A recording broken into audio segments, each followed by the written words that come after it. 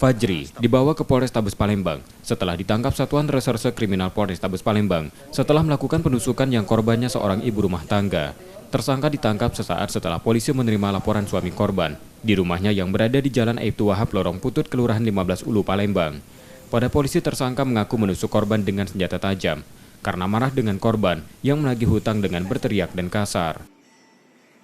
Kalau dari keterangan tersangka, dianya sedang tidur, berisik, digedor-gedor pintunya, nyari istrinya, katanya kok ribut-ribut segala macam, kesel dianya, ditusuk. Memang dari istri tersangka ada memang meminjam uang kepada korban, tapi terjadilah cekcok mulut sehingga terjadi kejadian tersebut. Oh, maksud dari korban mencari istri tersangkanya untuk menagih hutang itu ya, Pak? Betul, menanyakan uangnya.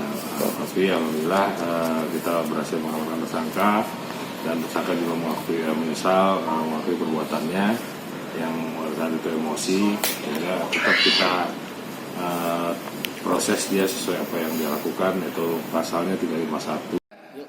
Karena perbuatannya tersebut, tersangka diancam hukuman 5 tahun penjara dan kini masih ditahan di tahanan Polrestabes Palembang. Yudi Kiswanto, Kompas TV, Palembang, Sumatera Selatan.